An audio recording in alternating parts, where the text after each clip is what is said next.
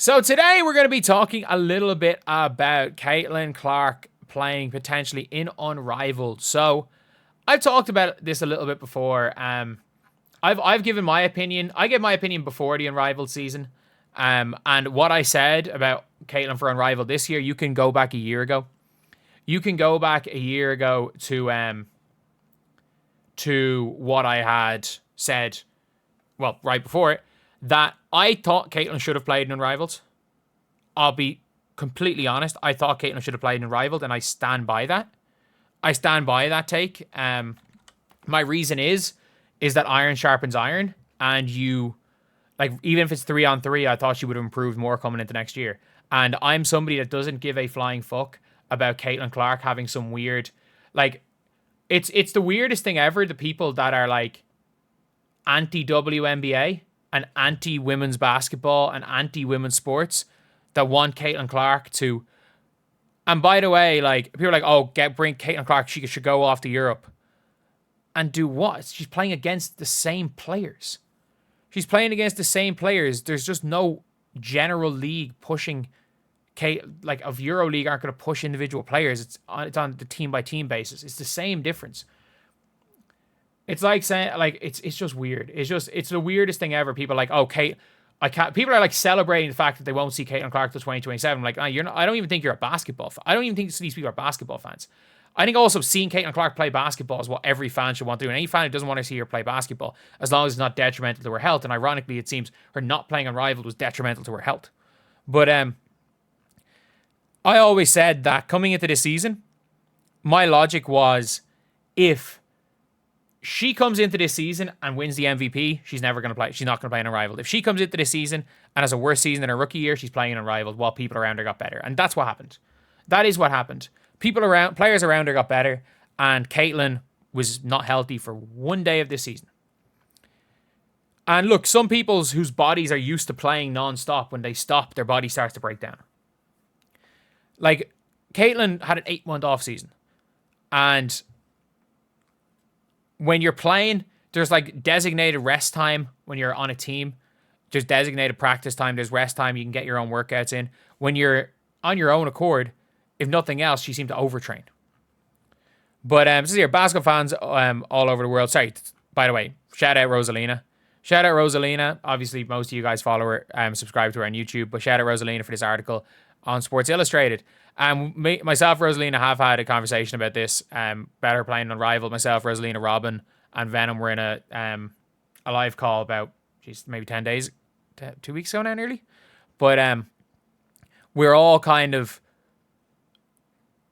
have similar opinions. Well, most of us similar opinions, and I would assume she's going to say Caitlyn Clark's going to play in Unrivaled. Basketball fans all over the world were holding their hope for that she was coming back. She's not. Heartfelt message said this. So let's get on to the Unrivaled part of this. So after battling 5 separate injuries, 2 quad, 1 in each groin, a bone bruise staying on her ankle while rehabbing the most recent groin issue, was reported by Indy star Scottie Peterson that she'd not been able to progress in the final right groin injury in enough time to get back. Having not been injured since high school and getting through her entire NCAA career without needing to be sidelined, she was in uncharted waters dealing with the domino effect of her issues her body had given her this year. So it begged the question, what could she do differently to avoid frustrating hiccups she went through in the 2025 season? During WNBA's long 8-month off-season, Clark elected not to play in any competitive basketball, though she was reportedly offered a hefty sum of money to take part in the Feast Collie and Breanna Stewart's new 3-on-3 league Unrivaled in its inaugural season. And one of the things that people don't realize is that Caitlyn Clark left it till really last minute to say no to Unrivaled. Like, she left it really late because we were in November and they were talking about putting a full court press for Caitlyn Clark. Like, they were literally, it was really, really late in the year when, like, by the time Caitlyn Clark was officially out. So I think she was leaving the door open. Everyone was talking about it like that. And I do think that Caitlyn Clark was 100%. I think she was leaving the door open for a potential, potential for Unrivaled, and just decided, you know what, she just didn't want to do it, which is fine, which is absolutely fine.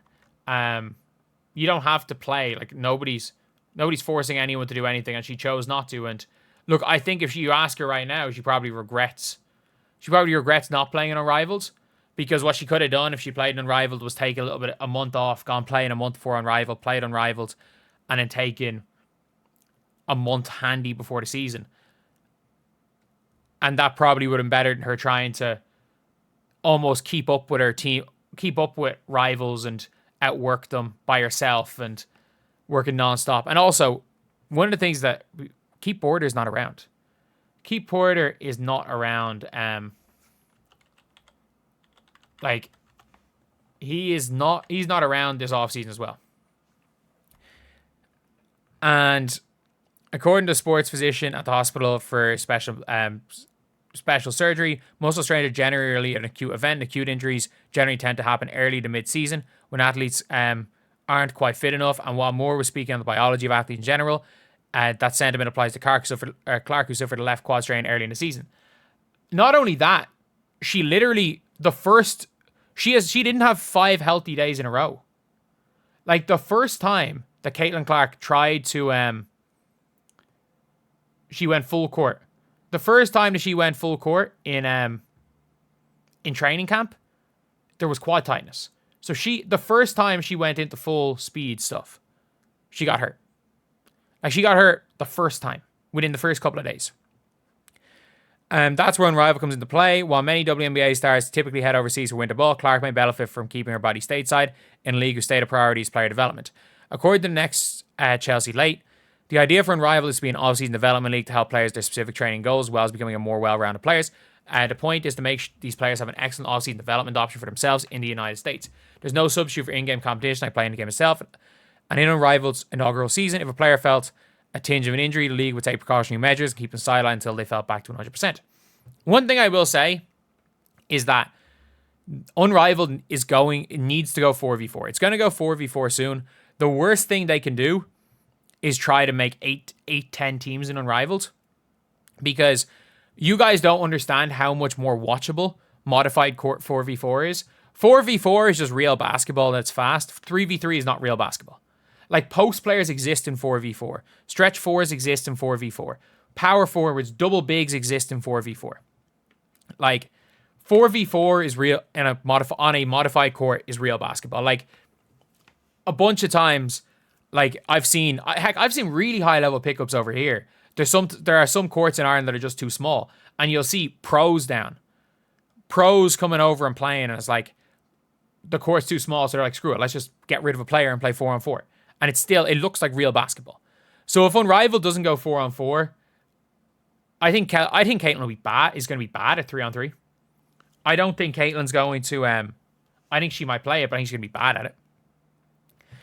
But yeah, Unrivaled president Alex Basil emphasizes passion for player safety and speaking to CBS Sports in February. We're trying to put the players' health first and forefront, and making sure they're not carrying on through some lingering little injuries that happen throughout the course of any season, and making sure they're fully healthy as they move forward to the course of the remaining season. The majority of athletes played in Unrivaled went on to the following season, putting in strong performances. Mercury's Alyssa Thomas, heavy MVP contention. Azrae Stevens has been in the league's most improved player talks. Additionally, no one who participated in Unrivaled suffered season-ending injuries after heading into WNBA.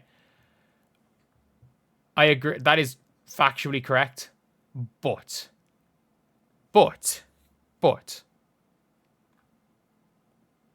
Benigja Laney-Hamilton did suffer season-ending injury in Unrivaled. I don't know how relevant that is, but she did suffer one in Unrivaled. Oh, sorry, that's the next thing. Benigja Laney-Hamilton stepped in the Rivals relief player and suffered an acute meniscus injury, which sidelined her for the season. Laney-Hamilton was just coming back from rehabbing a previous injury that had given her issues. Of course, no player is completely safe when playing basketball in any league. Seattle Storm's Jordan Horson suffered an ACL injury while playing in AU, as did Nika Mule when she played with Turkish club Besiktas. Nika Mule's was the most tragic. She got injured. So she was playing in the Europe Super Cup, Besiktas versus Fenerbahce, and that game got abandoned.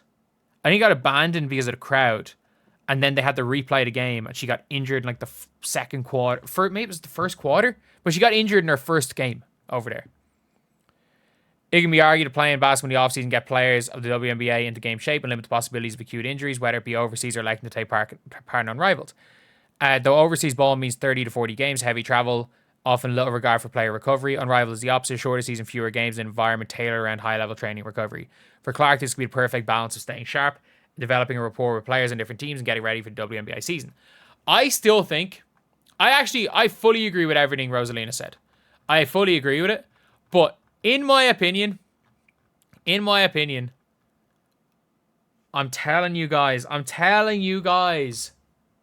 the $1 million worldwide tour.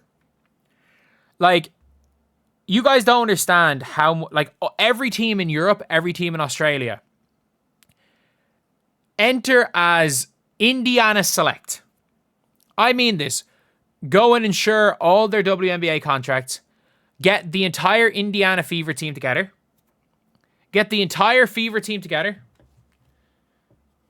Or not even, it doesn't even have to be the Fever team. Just get 12 WNBA players. Some of them that are in Unrivaled. And you call themselves, I don't know, not even W Select. Call them USA Select. Go Caitlyn, Aaliyah, Lexi, Kate Martin, Sophie Cunningham if she's back. You bring... I'm just trying to think off the top of my head. You just bring a bunch of other players. A bunch of players that aren't playing overseas. A bunch of big names. You bring... Fee won't play in it, obviously. Heck, you try to bring Aja. And get the money from Aja.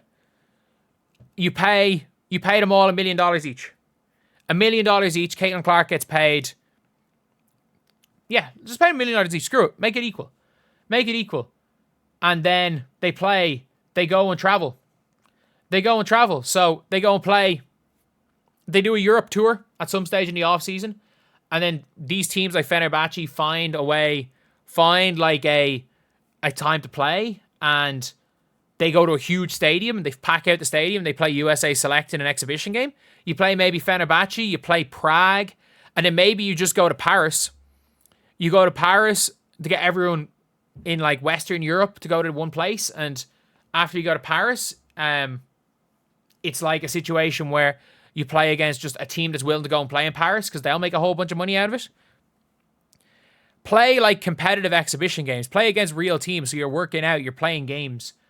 And then, I don't know, you go to Europe for 2 weeks, then you're back in America working out. You do a week training camp as a team before going away to Europe. You go do that. You go do your own individual workout. Then a month or two later, you go over to Australia. You go to Australia and Asia. You go from Australia, you then play in China. You play against these teams. So you're playing against WNBA level players and you're making $1 million. I reckon you could find 13 players or 12, let's say 12 players make $1 million each, 12 million. Some billionaire will put up that money. And then you can do all your own individual off-season stuff. And heck, maybe it doesn't have to clash with Unrivaled. No, it does have to clash with Unrivaled. But maybe, if it's but like you can play 4 games in 2 weeks. You could do a week-long training camp, 4 games in 2 weeks, then a month where you're kind of just chilling, doing your own thing. A week-long training camp with this team. You can get the best coaches in the world involved in this. And then you can go do a tour of Europe, a tour of Australia and China and Asia. And then all of a sudden you're making money. You're playing competitive games because all of these teams, a little bit like what Santos used to do. If you guys don't know, back in like the 60s, when Pele played for Santos, they used to tour all around the world. They tour all over the world and they would play against the best teams in Europe. And every single team in Europe, even though they were exhibition games, Santos were the best team in the world and Pele was the best player in the world.